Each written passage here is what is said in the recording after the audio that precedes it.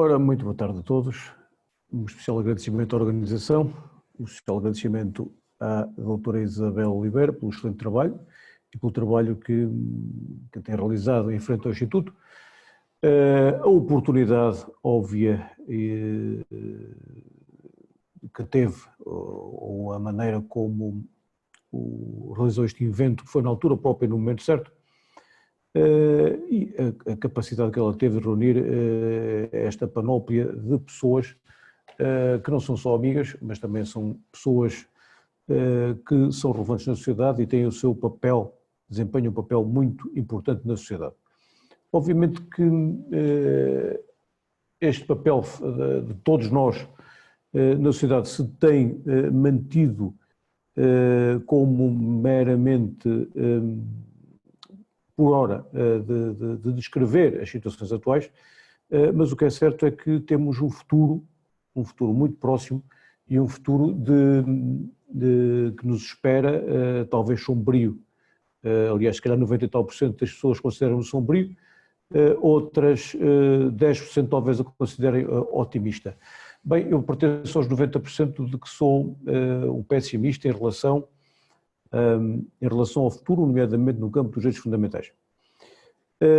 Não é novidade nenhuma que nos últimos meses assistimos a uma crise sanitária grave, obrigando as autoridades de saúde a um alargado, um esforço desses serviços. E pôs à prova não só o sistema de saúde, como pôs à prova todos nós, a nossa maneira de ser, a nossa maneira de estar perante o mundo. E o que é certo é que penso que, pelo menos na nossa comunidade, em Portugal e na parte de alguns países de lusofonia, conseguimos criar uma certa resistência à proliferação do vírus. No entanto, o que é que isso obrigou? Obrigou a necessidade dos próprios países estenderem os seus socorros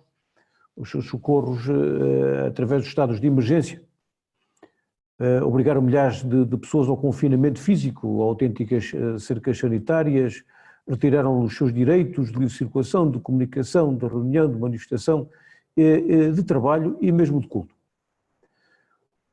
Obviamente que o povo encarou isto de uma forma, penso que serena, o povo sentiu o medo, o receio, a desconfiança, um certo distanciamento social imposto e o pavor mesmo ao contacto social. Eu reparo muitas vezes que as pessoas na rua passam, mesmo com máscara, fogem para o outro lado da rua. Já não respiramos o ar realmente que nos rodeia, porque temos esse receio, não sentimos os braços dos que nos amam, dos beijos que muitas vezes desejamos, a mão que tocava suavemente na outra mão deixou de existir como um ato proibido.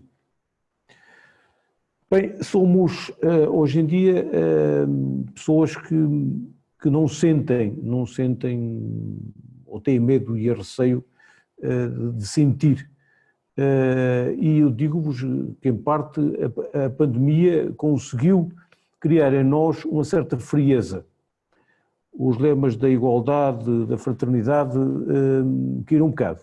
Caíram numa espécie de fosso que é preciso levantar. E esse levantar, essa necessidade de levantar, impõe-se-nos. Depois desta pandemia, eu penso que estamos quase a ultrapassá-la, mas impõe-se refletir sobre o que é que fizemos e para onde é que vamos. Uma das preocupações minhas é que estamos a trocar os direitos individuais por uma segurança coletiva. O Estado entra dentro dos nossos direitos de uma forma de que nos condiciona. Intervém na vida privada, restringe-nos direitos, impõe-nos conceitos, impõe-nos modelos e, por sua vez, acabamos por serenamente conformarmos com o pavor da doença, o pavor da morte e, como consequência, temos o silêncio ensurdecedor que me assusta. Me assusta porque olhando e trocar, e olhando para este paradigma de insegurança coletiva e trocar este paradigma é necessário.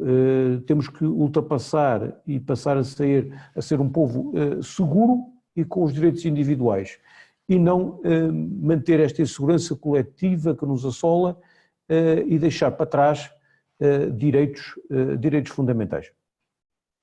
Eu relembro-vos que a China consegue ser hoje, talvez, o país mais seguro.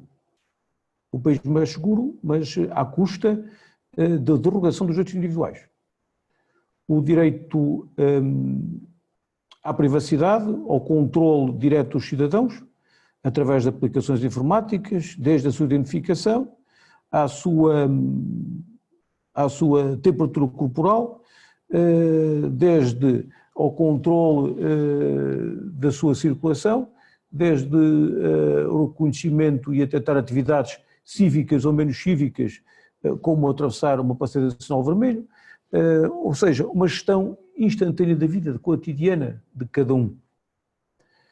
Hoje, o escrutínio de mensagens lá é permanente, a filtragem é feita por palavras ou expressões, ou seja, através do uso dos meios informáticos, assiste-se a uma manifesta intromissão da liberdade de expressão, da circulação, da privacidade, da imagem,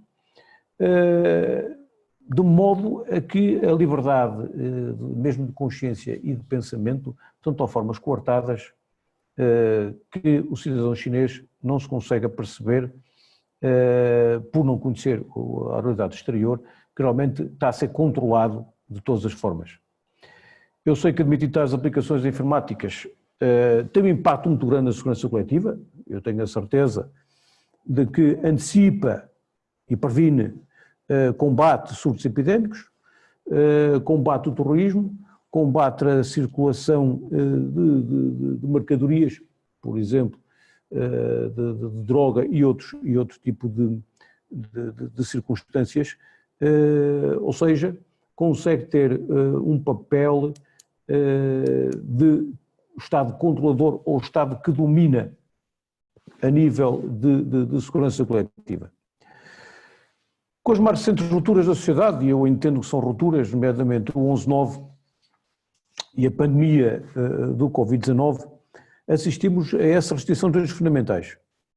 Uma intromissão, nestas últimas décadas, que tem sido feita através do permanente controle das pessoas.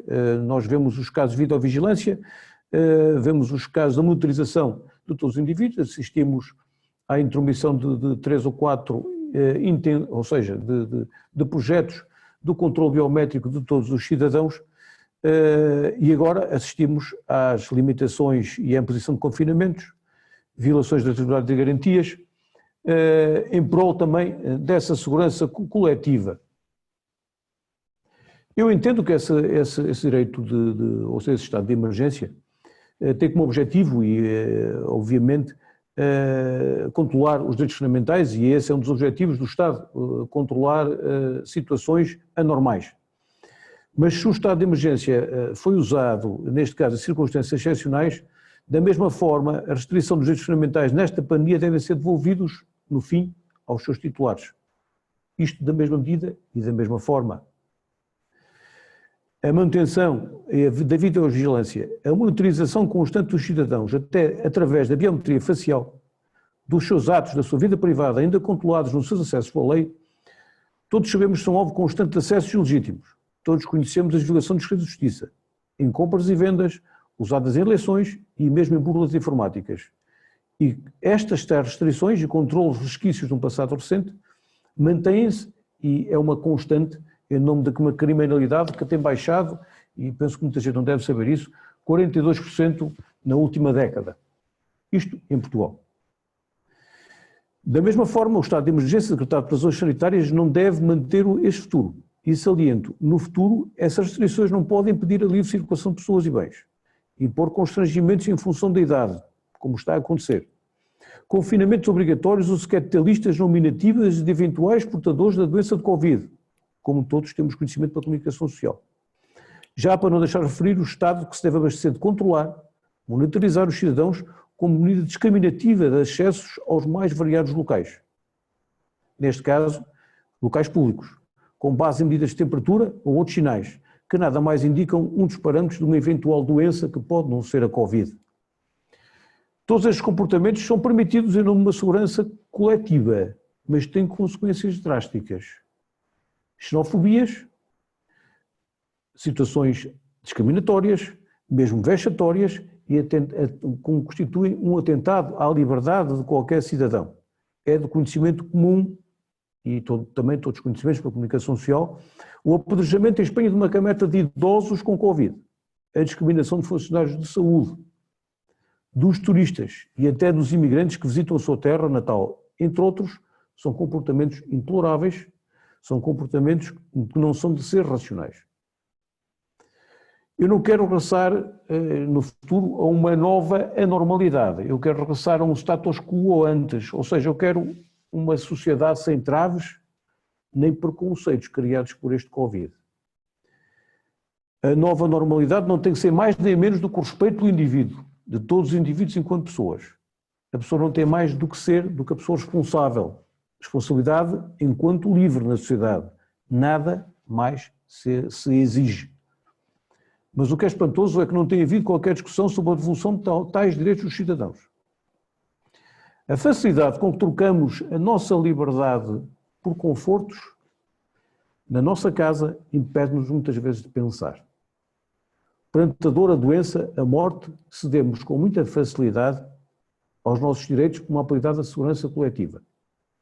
Pelo que vos deixo, e esta é a minha intenção, deixo-vos uma espécie de reflexão que deve ser consciente, uma opção que eu entendo que muitas vezes não seja participativa, porque a democracia tem muito a desejar, mas tem que haver uma opção entre uma segurança coletiva e a manutenção dos nossos direitos fundamentais, porque enquanto cidadãos do mundo temos direito a preservar esses direitos.